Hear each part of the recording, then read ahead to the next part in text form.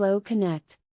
In early September 2019, the team at OpenAI announced that they were holding back the full release of their new language model GPT-2, out of fear that it might be misused by malicious actors. The argument was that a larger version of the model could create realistic fake news articles and impersonate people on social media, see Section 5.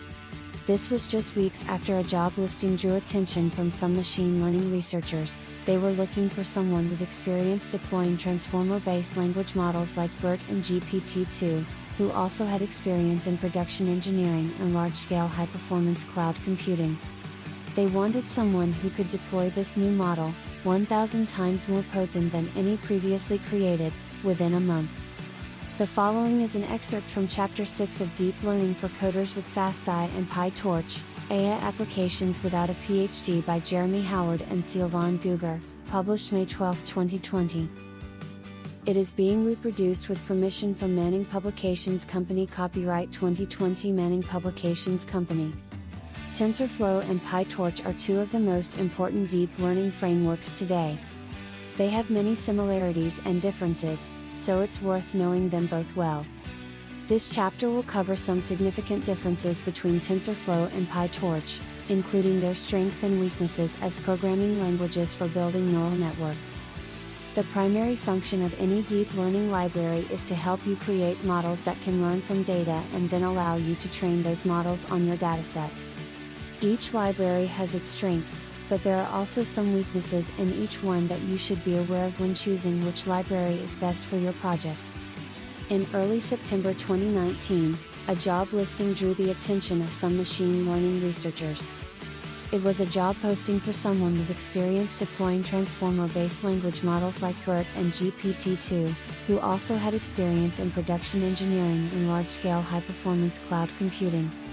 The job listing was for a senior software engineer at Apple, and it made headlines because it showed how machine learning is changing the programming world.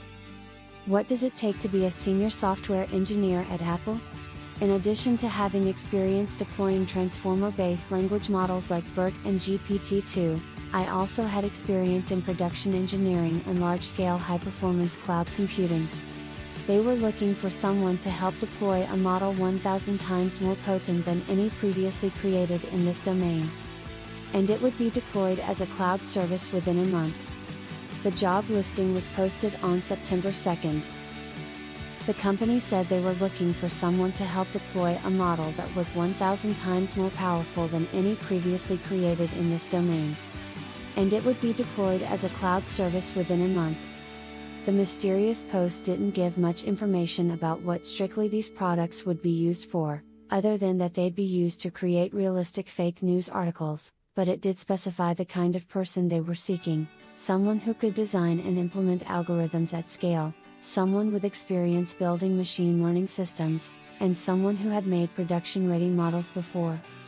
The posting doesn't reveal where this company is based or what its product does beyond creating fake articles, but its language does suggest that whoever is making these systems is trying to mimic human writing styles as closely as possible. This was just weeks after the researchers at OpenAI announced they were holding back the release of the full version of their new model out of fear that it might be misused by malicious actors. The argument was that a larger version of the model could create realistic fake news articles and impersonate people on social media, see Section 5. In early 2019, OpenAI released a new neural network language model that could generate realistic fake news articles. The model generated sentences with varying levels of readability and grammatical correctness, as well as real names and places.